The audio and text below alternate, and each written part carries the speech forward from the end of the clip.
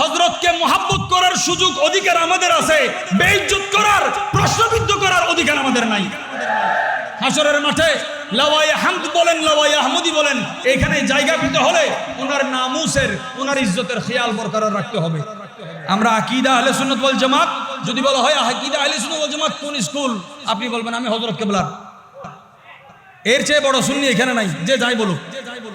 সুন্নিয়তকে কে কিভাবে কায়েম কোথায় করেছে, কে দাফন করেছে, কে দায়েম করেছে, কে জারি করেছে, সবাই জানে। বেলায়েত, যেখান থেকে বেলায়েতের খুশবু জারি হয়, সেই জায়গাকে আজকে গুটি কয়েক মানুষের দ্বারা আমরা প্রশ্নবিদ্ধ করছি। এই অধিকার আমাদেরকে কে দিয়েছে? হোসাইনে পাক কেন বের হয়েছে? হোসাইনে পাক নিজের জানকে কোরবান দিয়েছেন শরীয়তে মুস্তাফার জন্য। আমরা যদি হোসাইনে পাকের নাম নিই, সেটাকে আগে প্রাধান্য দিতে হবে। যে কোরআনে পাককে মাথায় নিয়ে, বুকে নিয়ে হযরত এখনো আরাম করছেন, হযরতের ইজ্জত নামুস যেন আমরা ওনার একাডেমিক যে অংশগুলো আছে, ওই অঙ্গন থেকে খেদমতগুলোকে তুলে আনতে হবে। ওনার খলিফাদের যে এলমি খুশবু আছে, এগুলো দেশের বাইরে যতটুকু জানে, আমরা ততটুকু জানি না। আমরা আছি এখনো ওই কারামত নিয়ে। আউলিয়া কেরামের জিন্দেগির প্রতিটা মুহূর্ত কারামত।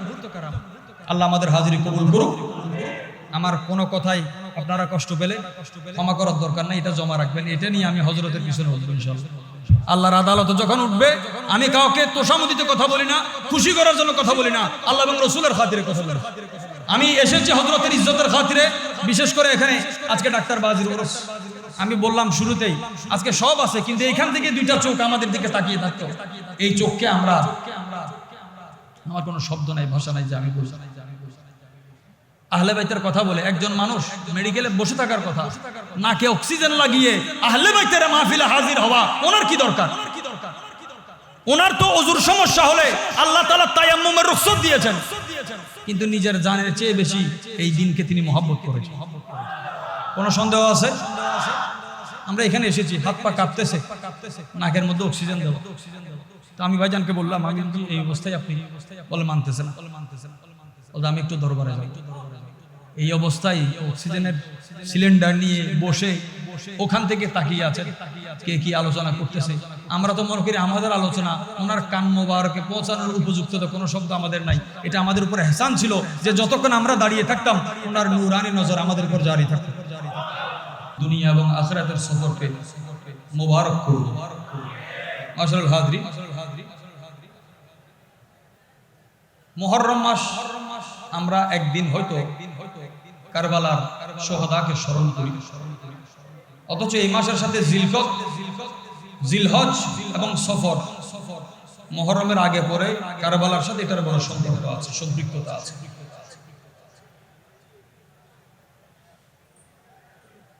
হুজুর করিম সাল্লাল্লাহু আলাইহি ওয়া আলিহি ওয়াসাল্লাম, ইমাম আলী মাকাম, আমি গত বছর এই মাহফিলে বলেছিলাম, যতটুকু মনে আছে, যে পৃথিবীর সমস্ত ইতিহাস ঘটনা ঘটার পরে লেখা হয়েছে, কারবালা এমন ইতিহাস যার চর্চা ঘটার আগেও হয়েছে, পরেও হয়েছে, এখনো হচ্ছে, 1400 বছর ধরে চলতেছে। একটা নাম, আমার পেয়ারা নবীজি ওনার নাম যখন নিয়েছেন, আমরা জানি নাম ব্যবহার হলে একবার, তারপরে নাম না বলে সর্বনাম ব্যবহার হয়। কি নাম? নাউনের পরে কি ব্যবহার হয়? প্রনাউন ব্যবহার হয়। কিন্তু আমার নবী যখন হোসাইনে পাকের কথা বলতেন, সর্বনাম দিয়ে বলতেন কম, নাম দিয়ে বলতেন বেশি। সুবহানাল্লাহ। সর্বনাম দিয়ে বলতেন কম, নাম দিয়ে বলতেন। একটা উদাহরণস্বরূপ ইমাম তিরমিজি রাহমাতুল্লাহ উল্লেখ করেছেন, যেমন রাসূল করিম সাল্লাল্লাহু আলাইহি ওয়াসাল্লাম ইরশাদ করেছেন, হুসাইনুম মিন্নি ওয়া আনা মিন হুসাইন। সুবহানাল্লাহ। হাদিস একটা, হাদিসের শুরু কি? হুসাইন। আর এই বাক্যের শেষটাও কি? হুসাইনুম মিন্নি ওয়া আনা মিন হুসাইন। হাদিস এখনো শেষ নয়। আল্লাহর হাবিব বলছেন, আল্লাহুম্মা, হুজুর করিম সাল্লাল্লাহু আলাইহি ওয়াসাল্লাম ইরশাদ করেছেন, আহাব্বাল্লাহু মান আহাব্বা হুসাইনা। একই হাদিসের মধ্যে আল্লাহ তাকে ভালোবাসেন যে আমার হোসাইনকে ভালোবাসেন। আল্লামা জামি রহমতুল্লাহ লিখেছেন, মুহাম্মদ জানে কওনাইন আস্ত জামি। আমার নবী এমন নবী যিনি কায়নাতের জান। তো হোসাইনে পাককে बोले हुसैन इब्ने अली जाने मोहम्मद, हुसैन पाक मानी जाने मोहम्मद, सुभान अल्लाह। हसन पाक मानी जाने मोहम्मद, जहरा बतुल मानी जाने मोहम्मद, सुभान अल्लाह। হুজুর নবী দু জাহান বলছেন আল্লাহ তাকে ভালোবাসেন যে আমার হুসাইনকে ভালোবাসে। এখন হাদিস শেষ নয়, হুজুর বলছেন হুসাইনুন সিবতুম মিনাল আসবাব। হাদিস একটা, এক হাদিসের মধ্যে চারবার ইমাম হুসাইন ইমাম আলী মাকামের নাম নিয়েছেন রাসূল পাকের নবুয়তের জবানে। ওই প্যারা হুসাইন রাদিয়াল্লাহু তাআলা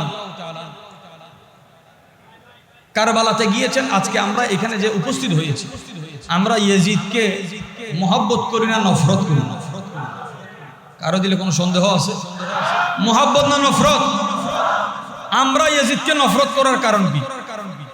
আহলে বাইতের দুশমনী। কিন্তু ইমাম আলী মাকাম কেন ইয়াজিদের বিরুদ্ধে দাঁড়িয়েছিলেন? ইমাম আলী মাকাম ও ইয়াজিদের বিরুদ্ধে, আমরাও ইয়াজিদের বিরুদ্ধে, কিন্তু দুইজনের দাঁড়ানোর সূত্র দুইটা। আমরা দাঁড়িয়েছি ইমাম আলী মাকামের খাতিরে, ইমাম আলী মাকাম দাঁড়িয়েছেন প্যারা নবীজির শরীয়তের খাতিরে। হুজুরের আমাদের কাছে ওনার গুরুত্ব যতটুকু আমরা মনে করি বা দাবি করি, হুজুরের শরীয়ত নিজের জানের উপরে স্থান দিয়েছেন ইমাম আলী মাকাম হুসাইন রাদিয়াল্লাহু তাআলা। তার মানে হুসাইনি হওয়ার জন্য শরীয়তকে ছুঁড়ে ফেলার কোনো সুযোগ নাই। প্রকৃত হুসাইনি উম্মত ওই বান্দা যে শরীয়তকে তার আপাদ মস্তক জাহির ও বাতিনে ধারণ করে। সুবহানাল্লাহ, আল্লাহু আকবার, ইয়া রাসূলুল্লাহ, ইয়া গাউস আযম। দেখেন আমার প্যারা নবীজি হুসাইনে পাককে কাঁধে নিয়েছেন, আবার ইমাম হাসানে পাককেও কাঁধে নিয়েছে। মনোযোগ আছে আপনাদের? একটা বুখারীর রওয়ায়াত আছে আর একটা অন্য রওয়ায়াত আছে। মুহাদ্দিসিন کرام এটাকে কত সুন্দর করে বয়ান করেছেন। মুহাদ্দিসদের মধ্যে বড় মুহাদ্দিস উপমহাদেশে যাদের নাম মুহাদ্দিস হিসেবে নেওয়া হয় না, দাতা গঞ্জ বখশ ফয়জ আলম লাহুরি, যার দরবারে 40 দিন এখনো পর্যন্ত কেউ থাকলে আল্লাহ তাকে বেলায়েত দেন না, শুধু বেলায়েতের মধ্যে আবদালের মাকাম দান করেন। আবদালের গৌস, এটা তো আম শব্দ নয়। গৌসের অধীনে যে আওতার থাকে 24 ঘন্টার মধ্যে একবার পুরা কায়নাত তাকে সায়ের, এক পলকে সায়ের করে, বলে না? এক পলকে সায়ের করা এটা গৌসের কাজ নয়, আওতাদের কাজ। আওতাদ গৌসের আন্ডারে কাজ করে। সুবহানাল্লাহ, আওতাদ গৌসের আন্ডারে কাজ করে। কিন্তু আমাদের দুর্ভাগ্য,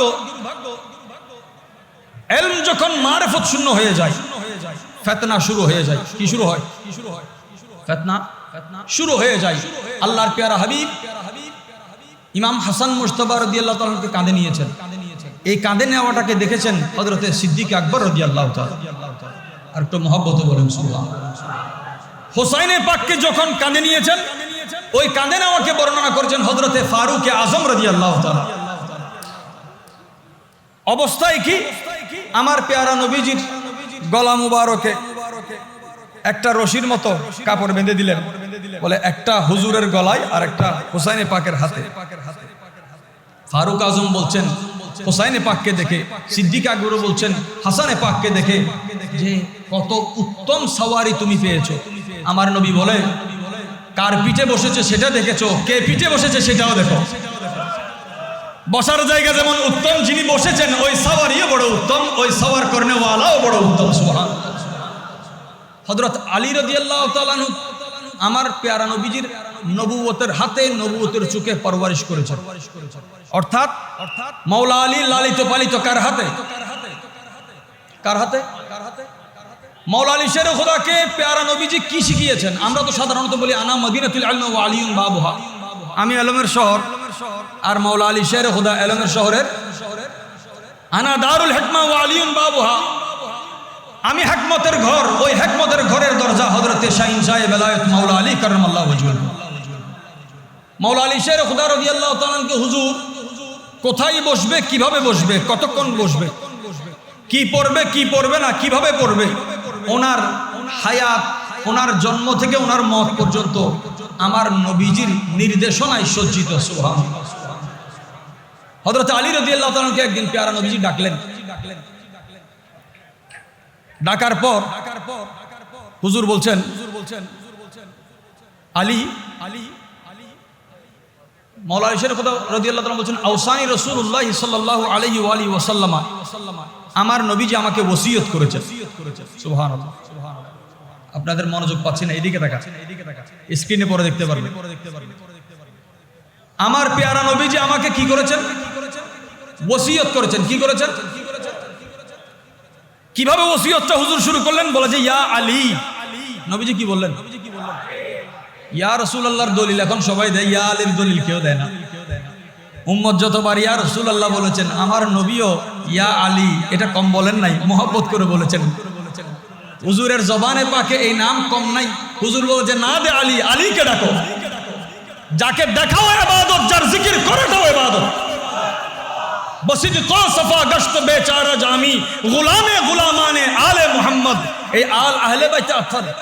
আশ্চর্যের বিষয়, আমরা নতুন ইসলাম তো আমরা দেখতে পাই, দেখি না? কোরআনে পাকে আছে 3 নম্বর সূরা আল ইমরানের মধ্যে ইন্না দীনা ইনদাল্লাহিল ইসলাম।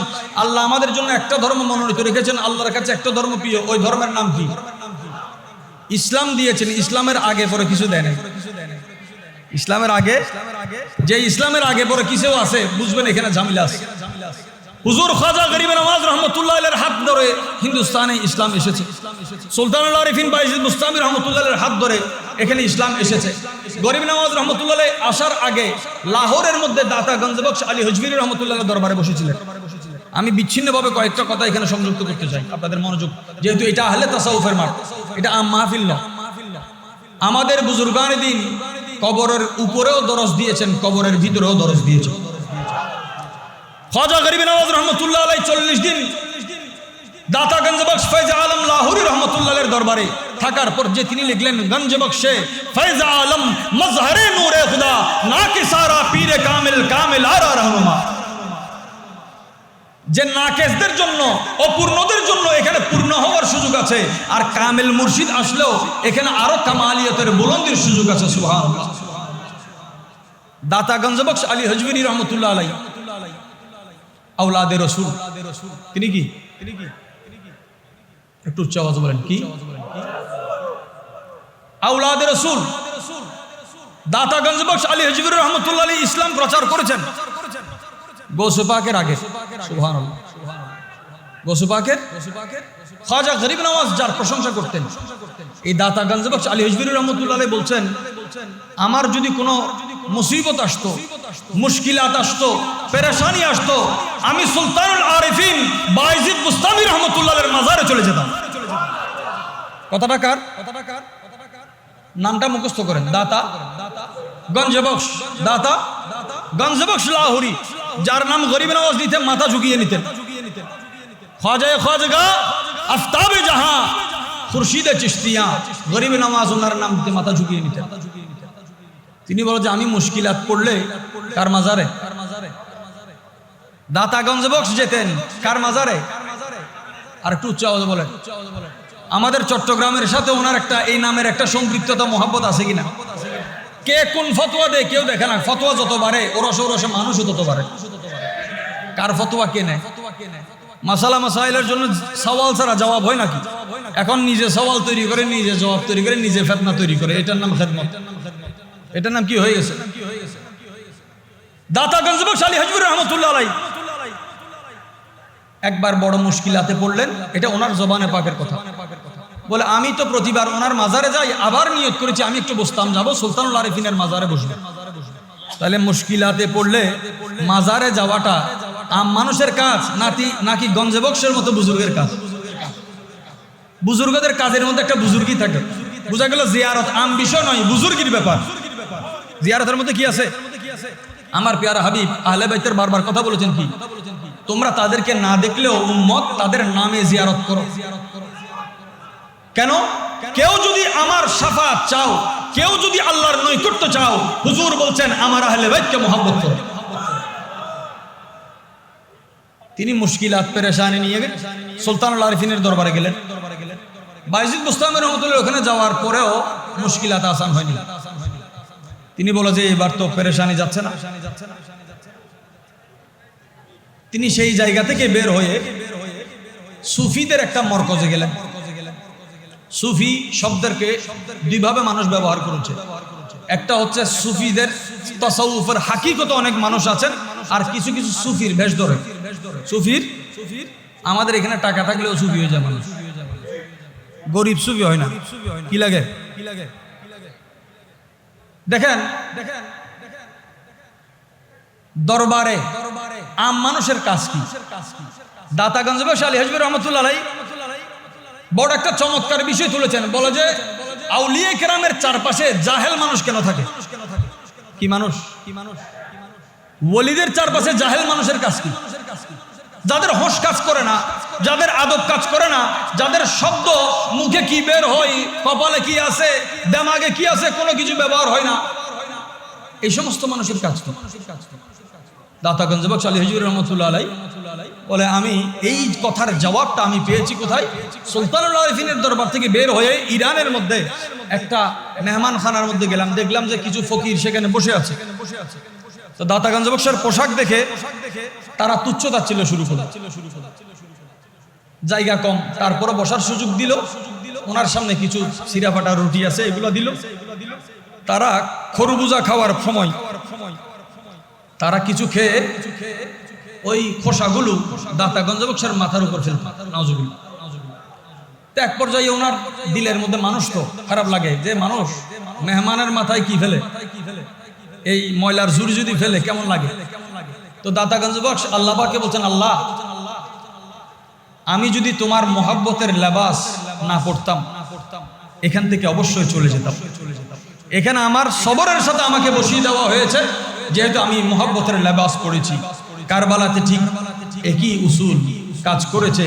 ইমাম আলী মুকাম যখন মোহাব্বতের খিরকা, শাহাদাতের খিরকা পড়েছেন, তিনি কারবালা থেকে পালানোর চিন্তা তো দূরের কথা, যাওয়ার চিন্তা তো দূরের কথা, তিনি বলেছেন আমার নবী হক বলেছেন, আমার নানাজন হক বলেছেন, এই জায়গায় হোসাইন কতল হবে, এই জায়গায় হোসাইনে পাক শাহাদাত বরণ করবে। এখানে আরেকটা বিষয় আছে। আজকে যারা একটু মনোযোগ, আমি দ্রুত বলার চেষ্টা করছি। আজকে যারা তাসাউফকে অস্বীকার করছে তারা একজন কি ইমাম মানে, ওই ইমামের নাম, তাদের ইমামের নাম শেখ ইবনে তাইমিয়া, শেখ ইবনে তাইমিয়া সাহেব। ওনার কিতাবে লিখেছেন আল্লাহর বান্দাদের মধ্যে কিছু বন্ধু আছে যাদের চোখের সামনে লৌহে মাহফুজ ভাসে। তারা তকদিরকে দেখতে পায়, কিন্তু সবাই দেখতে পেলেও সবাই হাত দিতে পারে না। কিন্তু কিছু কিছু বান্দা আছে যারা চাইলে সেখানে হাত দিতে পারে। নিগাহে ওলি মে ये तासीर देखी बदलती हजारों की तकदीर देखी। তিনি সেখানে একটা নাম উল্লেখ করেছেন, হুজুর গৌসে আজম পীরানে পীর দস্তগীর রাদিয়াল্লাহু তাআলা। আহলে সুন্নাহ ওয়াল জামাত আজকে এত দুর্বল হয়েছে, শেখুল আকবর মুহিউদ্দিন ইবনুল আরবি রহমতুল্লাহ আলাইহির মতো জাতে পাক, যাকে আমাদের আকাবির হযরত বুজুর্গানে দ্বীন গৌসে পাকের রূহানি সন্তান মানতেন, এবং তিনি নিজেও গৌসে পাকের রূহানি সন্তান হিসেবে পরিচয় দিয়েছেন। এই কথার মধ্যে এখন আমাদের সন্দেহ পয়দা হয়। আমাদের সন্দেহের কোনো জায়গা নাই। আর সব দিকে আমরা বরবাদ হয়ে গেছি। হুজুর শাহীন সাহেব বাগদাদের নাম নিলেন, তিনি চাইলে তকদিরকে পরিবর্তন করতে পারেন। আল্লাহর সাথে এই জবান ওনার সাথে ওয়াদা হয়েছে, সুবহানাল্লাহ। তকদির কি? বাস দোয়ায় পরিবর্তন হয়।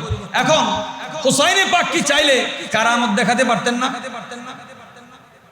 যেটা নাই, ওনার আব্বাজান আসলেন হযরতে শেখুল আকবর মুহিউদ্দিন ইবনুল আরবি রহমতুল্লাহ আলাইহির আব্বাজানের নাম আলী আরবি। বলে তোমার তকদিরে তো ছেলে নাই। তো জবানে হাল একটা, জবানে কাল একটা, কিছু কথা মাথায় থাকে, দিলে থাকে, জবানে বলতে হয় না। পরিবেশ মহল যেমন এমন যে তার দিল বলছে তকদিরে নাই, সেটা আমিও জানি, এই জন্যই আপনার দরবারে এসেছি। গৌসে পাক বলে যে তোমার পিঠকে আমার পিঠের সাথে লাগাও। বলে আমি আমার পোস্টের একটা ছেলে তোমাকে দিয়ে দিলাম। ওই ছেলে মুহিউদ্দিন ইবনুল। হুজুর গৌসে পাক চাইলে পাল্টাতে পারেন, আল্লাহ ওনাকে এই ক্ষমতা দিয়েছেন। হোসাইনে পাক কেন করলেন না? বলে তকদির পাল্টানো এটা গৌসিয়তের কাজ। কিসের কাজ? কিসের কাজ? এর চেয়ে বেশি যে মুর্দাকে জিন্দা করা, বেআলমকে আলম দেওয়া, দিনকে রাত করা, সূর্যকে পশ্চিম আকাশে আবার উঠানো, এই সব ক্ষমতা আছে, কিন্তু এই সব মকামের উপর একটা মকাম আছে, ওই মকামের নাম মকামে রেজা। কেমন? বলে শাহাদত ছিল কারবালার ময়দানে, তিনি দোয়া করলে শাহাদত পরিবর্তন হতো, কিন্তু তিনি দোয়া না করে বলে রেজা বরেজায়ে মওলা, রাজি বরেজায়ে মওলা, আল্লাহ যেই কথাই রাজি আছে আমি হোসাইনও সেই কথাই রাজি আছি। বলে তকদির পরিবর্তনের চেয়ে বড় কারামত হচ্ছে তকদিরের উপর রাজি হও।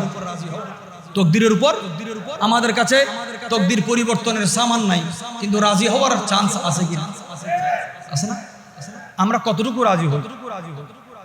আল্লাহ বান্দার উপর কখন রাজি হয়, কতটুকু রাজি হয়? বলে বান্দা আল্লাহর উপর যতটুকু রাজি, বান্দা রাজি হলে আল্লাহ রাজি হয়। আল্লাহ যেন আজকের মহল থেকে আমাদেরকে রাজামন্দি হাসিলের তৌফিক দান করে। রাজি থেকে একটা কথা, আমার পেয়ারা নবীজি মওলা আলী শের খোদাকে ওসিয়ত করছেন, আলী আল্লাহকে নারাজ করে কাউকে রাজি করিও, আল্লাহকে নাখুশ করে কাউকে খুশি। কাউকে যদি খুশি করতে হয় আগে চিন্তা করো, আগে পরিমাপ রাখতে হবে যে আমি এই বান্দাকে এই কথা বলে খুশি করব, কিন্তু আমার এই কথায় বান্দা তো খুশি হয়ে যাবে, আল্লাহ খুশি হবে। তাসাউফ কাকে বলা হয়? হুজুর মওলা আলী শের খোদা রাদিয়াল্লাহু তাআলা, আল্লাহু আকবার, বলে আমাকে হুজুর ওসিয়ত করেছেন, ওসিকা বিওসিয়াতিন ফাহফিজহা, বলে আমি যে ওসিয়ত করতেছি এই ওসিয়তকে আলী তুমি সংরক্ষণ করো। সংরক্ষণ, মওলা আলী যদি ওসিয়ত পাই, ওসিয়ত হেফাজত করবে, আলীওয়ালাও হেফাজত করবে। আলীওয়ালাও। আমার পেয়ারা নবীর প্রথম ওসিয়ত কি? হুজুর বলছেন মুমিনের তিনটা নিশানা। সুবহানাল্লাহ।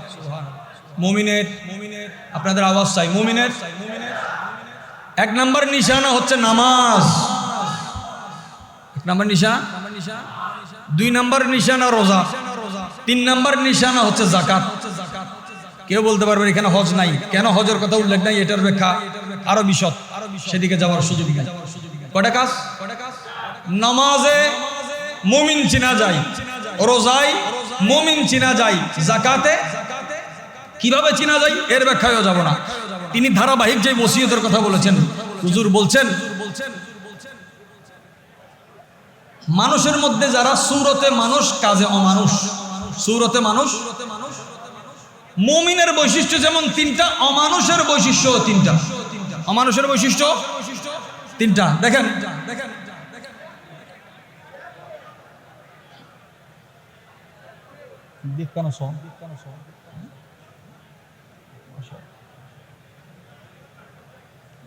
মনোযোগ আছে আপনাদের? আমাদের এক একজন মেহমান তো শিব আনছেন, আল্লাহ প্রত্যেকের হাজিরি কবুল করুন। অমানুষের নিশানা তিনটা। অমানুষ হচ্ছে যতক্ষণ সামনে থাকে প্রশংসা করে, সামনে থাকে। আমার নবীজি কাকে বলছেন? মওলা আলী শের খোদা রাদিয়াল্লাহু তাআলা বলে সামনে থাকলে কি করে? প্রশংসা করে। আপনি বুঝে নিবেন আলীওয়ালাকে আর তালিওয়ালাকে। বলে সামনে থাকলে প্রশংসা করে। দ্বিতীয় নম্বর, পিছনে গেলে গীবত করে, পিছনে গেলে আর সুযোগ পাইলে জালিমকে সাহায্য করে, মজলুমের দিকে তাকায় না। কাকে সাহায্য করে? আমি জালিমের সাথে আছি, ইয়াজিদকে গালি দেই, ইয়াজিদিয়ত সম্পূর্ণ আমার ভিতরে, হারামের মধ্যে ডুবে আছি। কি শরাব বলেন, কি সুদ বলেন, কি জুয়া বলেন, সব কিছুতে আছে। আমি কোন জাতির সামনে দাঁড়িয়ে কথা বলবো? যারা বিশ্বকাপ আসলে মুহররমকে ভুলে যায়, আবার কোন পার্টি কি করছে এটার বিরুদ্ধে লাগে, তার আকীদা অনুযায়ী সে সেটা প্রকাশ করে। আপনার আকীদা তো মরে গেছে নাকি? আপনি তো খেলার পিছনে দৌড়াইছেন। আপনার মুহররমের 1 তারিখ থেকে, জিলহজের শেষ তারিখ থেকে আহলে বাইতের মুহাব্বত তো দূর কি বাত, মুহররমের কদরটাও সুন্নি জামাতের সিনার মধ্যে দেখা যায় না। এটা কোন প্রকারের সুন্নিয়ত? মসজিদের পর মসজিদ, খুতবা, জুমাতে 1 ঘন্টা খতিব সাহেব আলোচনা করে। একবারের জন্য আল্লাহর লানত হোসাইনে পাকের নাম মুখে আসে না। এমন মিম্বর হুজুরের কখনো ওয়াফাদার নয়। হুজুরের ওয়াফাদার আমরা আশুরার রোজা রাখি, কিন্তু মাহফিল আশুরার করি না, মাহফিল হোসাইনে পাকের ইয়াদ করি। নাম ইজ্জতের খাতিরে আমরা আশুরার দিয়েছি। আশুরার রোজার কথা আছে, কিন্তু ইয়াদের ব্যাপারে হোসাইনে পাকের কথা আছে। আমরা দুইটাকে একসাথে পালন করি। মওলা আলী শের খোদা রাদিয়াল্লাহু তাআলা হুজুর আকরাম সাল্লাল্লাহু আলাইহি ওয়াসাল্লামের দরবারে হাজির হলেন। আমার প্যারা নবীজি বলেন নিজের অধীনস্থ ব্যক্তির উপর কিভাবে ব্যবহার করে সেটা তুমি তালাশ করো, তুমি মানুষের পরিচয় পেয়ে যাবে। মৌলা আলী শের খুদা রাদিয়াল্লাহু তাআলা এক একটা ওজিফা হুজুর থেকে নিয়ে আমাদেরকে দিয়েছেন, যে এলমের শহরের দরজা, কত প্রকারের এলম তিনি উম্মতের জন্য ধার খুলে দিয়েছেন, যে একটা আমলের মাধ্যমে মানুষ শাকিরিনদের মাকামের মধ্যে পৌঁছে যায়। সুবহানাল্লাহ। আমি জানি না কতটুকু আপনাদের সামনে স্পষ্ট করার সুযোগ পাচ্ছি। হযরতে মৌলা আলী শের খুদা রাদিয়াল্লাহু তাআলা আমার প্যারা নবীজি ইরশাদ করলেন, আলী আল্লাহকে নাকশ করে কাউকে খুশি করিও না। সুতরাং বান্দা যদি আল্লাহকে খুশি করতে চায়, বান্দাকে খুশি করতে চায়, আল্লাহর খুশিটা এখানে সবচেয়ে বড় গুরুত্বপূর্ণ। আল্লাহ যেন আমাদেরকে সেই উসুলের উপর চলার তৌফিক দান করেন। এবং মৌলা আলী শের খুদা রাদিয়াল্লাহু তাআলা যে কারো উপর ব্যক্তি বিদ্বেষে আমরা কখনো কথা বলি না, ব্যক্তি বিদ্বেষে আমরা কোনো কথা বলি না। আখেরি কথা বলছি, হযরত ইমাম আলী মাকাম হুসাইনে পাককে মহব্বত করতে পারি না, মহব্বতের হক আমরা আদায় করতে পারি না, কিন্তু মহব্বত করার দাবি কে কে রাখি? মহব্বত করার দাবি কার কার আছে? যে এই হাতকে আল্লাহ তাআলা ওনার মহব্বতে কবুল করুক। আল্লাহু আকবার, ইয়া রাসূলুল্লাহ, ইয়া গাউসাল্লাহ। দেখেন আল্লাহ পাক আহলে বাইতের ছায়া আমাদের উপর জারি ও সারি করুক, দায়েম ও কায়েম করুক। ইমাম আলী মাকাম হুসাইন রাদিয়াল্লাহু তাআলা বসেছেন, ওনার কাছে একজন মেহমান আসলেন। বলে হুজুর, রাতের খাবারের কিছু নাই, আপনি যদি একটু কিছু দিতেন। আহলে বাইতের দান মানুষ বলে শেষ করতে পারবে না। আমাদের দিলে দিলে যে ঈমানের জজবাত আছে, এই জজবাও ওনাদের দান। ওনারা কখনো হায়াতে, কখনো মিলাদে, কখনো ওয়াফাতের মাধ্যমে আমাদেরকে দান করেছেন। সুবহানাল্লাহ। তো ইমাম আলী মাকাম হুসাইন রাদিয়াল্লাহু বসালেন, বলে বসেন, অপেক্ষা করেন, দেখি আমার রিজিক রাস্তায় আছে। সুবহানাল্লাহ। আমার রিজিক কে বলতেছেন?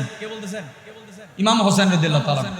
দাতা গঞ্জবক বললে প্রত্যেক এমন কোন দরবার নাই, এমন কোন সিলসিলা নাই যাদের সিনার মধ্যে মোহাব্বত জাগে না। এই ঘটনা বয়ান করছেন খুদ দাতা গঞ্জবক আলী হুজুরি রহমাতুল্লাহ। ইমাম আলী মাকাম বললেন, আমার রিজিক রাস্তায় আছে, অপেক্ষা করেন। কিছুক্ষণ পরে 5টা থলে আসলো, এক এক থলোতে 1000 স্বর্ণ মুদ্রা। তাহলে 5টাতে 5000 স্বর্ণ মুদ্রা ইমাম আলী মাকাম ওই ব্যক্তি রাতের খাবারের জন্য এসেছে, তার হাতে তুলে দিলেন। তার হাতে। তো এই 5000 স্বর্ণ মুদ্রা কোত্থেকে আসলো? বলে সিরিয়ার আমির হযরত আমির মুআবিয়া রাদিয়াল্লাহু তাআলা পাঠিয়েছে। পাঠানোর সাথে আরেকটা কথা বলেছেন, বলে এই 5000 আপনার জন্য অনেক কম, এই জন্য তিনি ক্ষমা চেয়েছেন। সাথে এই 5000 আপনার জন্য নয়, আপনার খাদেমদের জন্য। আচ্ছা, তিনি দিয়ে দিলেন। দেওয়ার পরে ইমাম আলী মাকাম 5000 দেওয়ার পরেও স্বর্ণ মুদ্রা, এক স্বর্ণ মুদ্রার হিসাব ভার আমরা এখন কাঁধে নিতে পারবো না।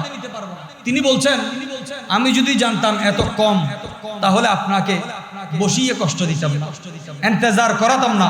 সুতরাং নারায়ে তাকবীর, নারায়ে রিসালাত, নারায়ে হায়দারি, নারায়ে গাউসিয়া, আহলে সুন্নাত ওয়াল জামাত, মজবন্ডার দরবার শরীফ, উলামায়ে আহলে সুন্নাত। ইমাম আলী মাকাম বললেন কি, আমি এতক্ষণ আপনাদেরকে বসিয়ে কষ্ট দিতাম না, আপনার যে ইন্তজার করতে হয়েছে সেজন্য আমি ক্ষমা প্রার্থী। সুবহানাল্লাহ। হুসাইনের পাকের আদর্শ কাকে বলে? যে যার তলোয়ারও কাউকে কষ্ট দেয় নাই, যার জবানও কাউকে কষ্ট দেয় না। আল্লাহ যেন সেই হুসাইনি আমাদেরকে বনার তৌফিক দান করে। আহলে বাইত এবং আহলে তাসাউফ, এই আখেরি কথা বলে আমি শেষ করছি। যারা এই দুই বিষয়ে মানুষকে বিভ্রান্ত করেন, আমরা মারহাবা মারহাবা, সকাল বলেন মারহাবা। আল্লাহ রিদ্দত, এই মুহাব্বত, আবাদ ও সাদাব রাখুক। আহলে সুন্নাত ওয়াল জামাতের অনেক কলমের দ্বারা খেদমত করেছেন হুজুর, আল্লাহ হুজুরের হায়াতের মধ্যে বরকত দান করুন। আখেরি কথায় আমি শেষ করছি। হযরতে নিজামউদ্দিন আউলিয়া মাহবুবে ইলাহি, এই নামটা যারা যারা শুনেছেন একবার বলেন সুবহানাল্লাহ। আমাদের সমাজে অনেক সুন্নি অঙ্গনের মাওলানারাও বলেন নিজামউদ্দিন নাকি ডাকাত ছিলেন। নাউজুবিল্লাহ। বাইরের কথা বাদ দিন, আলোচনা সবার হতে পারে, ভুলও হতে পারে, ভুল হতে পারে না, কিন্তু বুজুর্গানি দিনের ব্যাপারে একটু তাহকিক বড় জরুরি। তাহকিক জরুরি। পৃথিবীতে এমন কোনো বুজুর্গ নাই যে অন্য বুজুর্গের কদমে যায় নাই। বুজুর্গের সোহবত না পেলে কে বুজুর্গ হয় না। আজকে সবাই সোহবত দিতে ব্যস্ত, সোহবত কেউ নেয় না, সোহবতের কোনো তারিখ নেই। মওলা আলী শের কথা আগে হুজুর নবী ইরশাদ করেছেন, ওই মানুষ থেকে সাবধান থাকবে যে তোমার সামনে তোমার প্রশংসা করে, যে তোমার সামনে তোমার। হুজুর নিজামউদ্দিন আউলিয়া মাহবুবুল্লাহ রহমাতুল্লাহ আলাইহি মাদারজাত ওলি, বাবাও হুসাইনি মাও হুসাইনি। সুবহানাল্লাহ। মুজাদ্দিদিয়া সিলসিলার একজন বুজুর্গ। কোন সিলসিলা? মাহবুবুল্লাহির মাজারের মধ্যে মুরাকাবা করতেছেন। মুরাকাবা এমন একটা রাস্তা, আপনি মাজারের বাইরে বসে ভিতরে ঢোকার সুযোগ পাবেন। কাশফুল কুবুর বলে এটাকে। মুজাদ্দিদি সিলসিলার ওই বুজুর্গ মাহবুব ওয়াকের মাজারে বসে যখন মুরাকাবা শুরু করলেন, তিনি দেখতে পাচ্ছেন হুজুর জারিজার বখশ সুলতানুল মাশায়েখ নিজামউদ্দিন মাহবুবুল্লাহ রহমাতুল্লাহ আলাইহি মাজারে পাকের মধ্যে একটা কিতাবের দরস দিচ্ছেন। কোথায়? উপরে না, মাজারে। তিনি যেই কিতাবের দরস দিচ্ছেন সেই কিতাবটা লিখেছেন শেখুল আকবর মুহিউদ্দিন ইবনুল আরবি রহমাতুল্লাহ আলাইহি। পরের লেখা দরস দিচ্ছে দিল্লিতে, মাজারের বাইরে নয়, মাজারের। তো মাহবুবুল্লাহ রহমাতুল্লাহ সেখানে দরস দিচ্ছেন। ওই দরসের মধ্যে বুজুর্গান দিন আছেন যারা রু বের হয়ে আলমে বরজকে চলে গেলেন, কিন্তু রুহের সাথে দুনিয়ার হায়াতে একজন বাইরে বসা।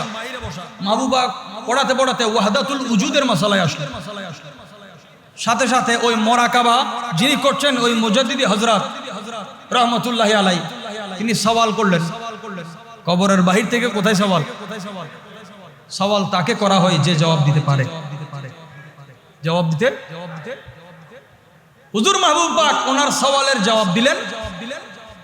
সওয়ালের জবাব দিতে না দিতে ওই মুজাদ্দিদ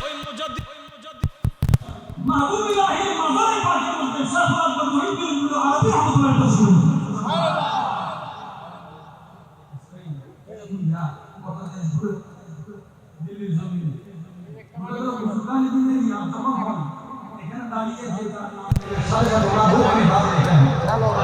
ওনাদের রূহানি মজলিস জানি থাকবে।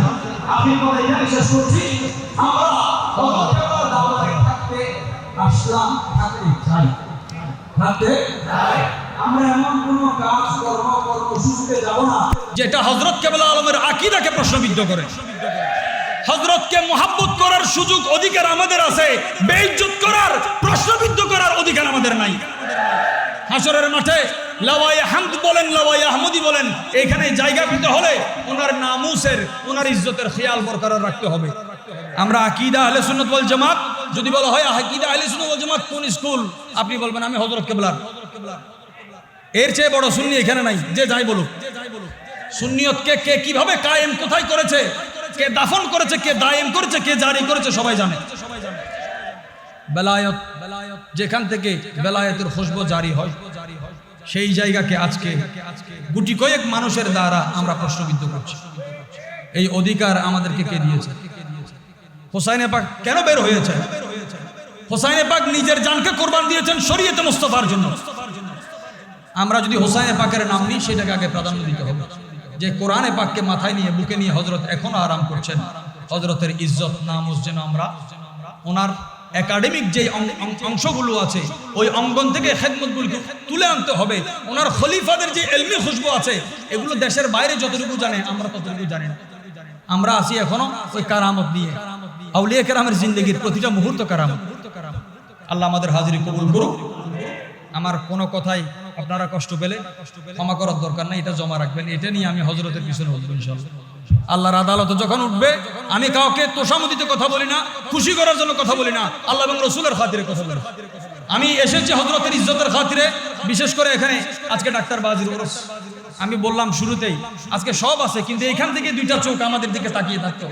এই চোখকে আমরা, আমার কোনো শব্দ নাই, ভাষা নাই যে আমি বলছি, আহলে বাইতের কথা বলে একজন মানুষ মেডিকেলে বসে থাকার কথা, নাকে অক্সিজেন লাগিয়ে আহলে বাইতের মাহফিলে হাজির হওয়া ওনার কি দরকার? ওনার তো ওযুর সমস্যা হলে আল্লাহ তাআলা তায়াম্মুমের রুখসত দিয়েছেন, কিন্তু নিজের জানের চেয়ে বেশি এই দিনকে তিনি মহব্বত করেছেন। কোনো সন্দেহ আছে? আমরা এখানে এসেছি, হাত পা কাঁপতেছে, নাকের মধ্যে অক্সিজেন দেব। তো আমি ভাইজানকে বললাম, আমি কি এই অবস্থায় আপনি বলে মানতেছেন? বলতে আমি একটু দরবারে যাই। এই অবস্থায় অক্সিজেনের সিলিন্ডার নিয়ে বসে ওখান থেকে তাকিয়ে আছেন, কে কি আলোচনা করতেছে। আমরা তো মনে করি আমাদের আলোচনা ওনার কান মোবারকে পৌঁছানোর উপযুক্ত তো কোনো শব্দ আমাদের নাই। এটা আমাদের উপর এহসান ছিল যে যতক্ষণ আমরা দাঁড়িয়ে থাকতাম ওনার নূরানি নজর আমাদের উপর জারি থাকতো। আমরা সব সময় শ্রদ্ধার সাথে থাকবো, আদবের সাথে থাকবো এবং আল্লাহর ওয়াস্তে এই দরবারে গেলে হযরত কেবলা আলমের মাজার নিয়ে একটা ছবি না দিলে জিয়ারত কবুল হবে না।